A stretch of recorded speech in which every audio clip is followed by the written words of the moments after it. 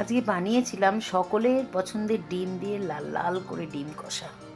আবার এটা দেশি ডিম নয়, জোড়া কুসুমের ডিম। এই শীতকালে খুব ভালো লাগে জোড়া কুসুমের ডিম। ডিমের গায়ের দুদিক বেশ ছুরি দিয়ে বেশ ঘন ঘন করে কেটে দিলাম যাতে।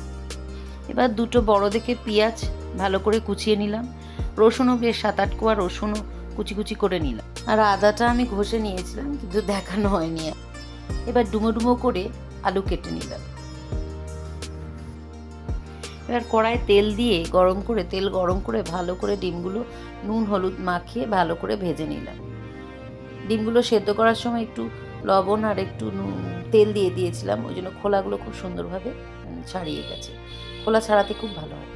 এবার ওই তেলেই ডিমগুলো একটু সাইড করে ওই তেলেই পেঁয়াজ দিয়ে দিলাম। পেঁয়াজ কুচি ভাজতে থাকলাম।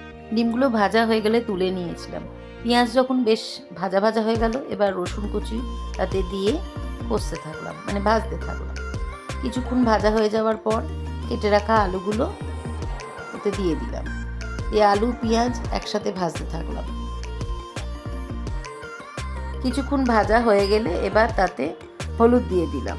হলুদ দিয়ে কিছুক্ষণ নাড়ার পরে কিছুটা টমেটো কেচাপ বেশ পরিমাণ মতো তাতে দিয়ে দিলাম, দিয়ে কষতে থাকলাম। মশলা কষতে কষতে তার থেকে যখন তেল ছেড়ে দেবে, তখন এবার তাতে আদা বাটা দিয়ে দিলাম। আদা বাটা দিয়ে আর কিছুটা ঝাল লঙ্কার গুঁড়ো আর কাশ্মীরি লঙ্কার গুঁড়ো আর অল্প মিষ্টি দিয়ে ভালো করে কষতে থাকলাম।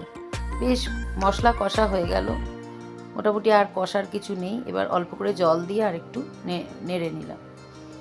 কষা হয়ে গেলে এবার যতটা ঝোল রাখতে চান সেরকম মতো জল দিয়ে দিন, দিয়ে ফুটতে দিন।